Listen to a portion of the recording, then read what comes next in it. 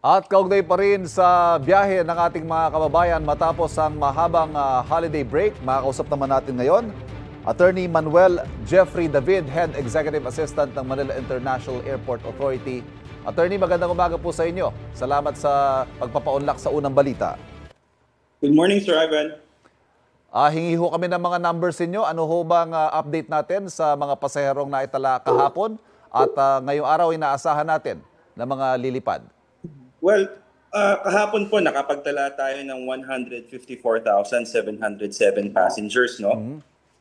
Kung ito-total po natin yan from December 15 until yesterday, around 2.8 million na po ang nakabiyahe sa ating paliparan.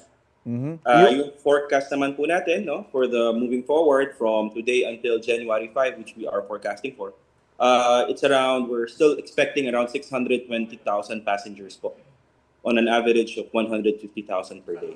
Marami-rami pa ho pala. So we haven't seen the peak yet ng mga babalik na dito sa Metro Manila. Ano po? Yes po.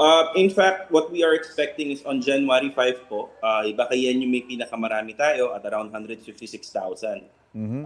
Although that remains to be seen, Sir Ivan, no? Kasi we haven't seen the numbers for today. But kahapon po kasi, ang numbers natin, we have around, let me check lang ha. Kahapon po, 154,000 po tayo eh. So, pataas na po ulit ang bilang ng ating mga bumabiyahe.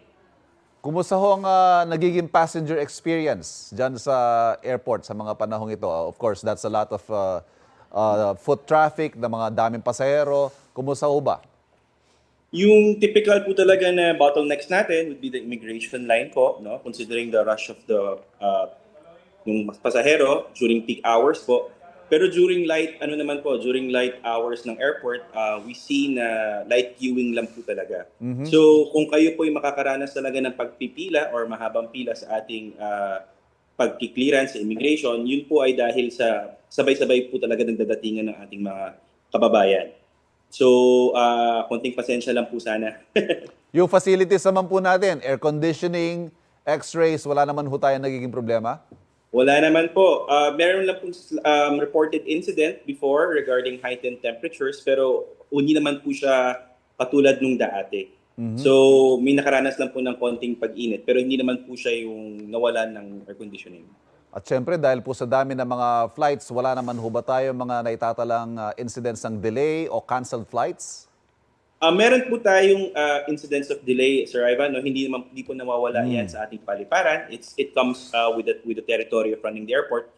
But from January 1 to January 2 po, we are tallying an on-time performance of around 82%. Kumusta hong assessment nyo, sir, ngayong privately operated na ang ating airport?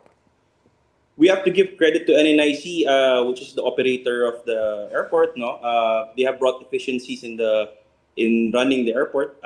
Ikita po talaga namin yun. Kung may kailangan po talaga silang agad-agarang pagandahin o ayusin, nagagawa po nila kaagad. So, katulad nga yung sinabi natin yung sa heightened temperatures, when it was reported, they acted on it immediately, kaya hindi na po nagtagal. Record-breaking ho yung dami ng mga pasahero nitong 2024. Ano ang forecast natin, projection natin for 2025, sir? We are on track to exceed that po. No? Parang we are really, barring any unfortunate incidents po, sir, no? We are on track to exceed that. Kasi po, number one, lumalaki po yung population ng Pilipinas. And number two, nagiging mas attractive po ang Pilipinas for tourism.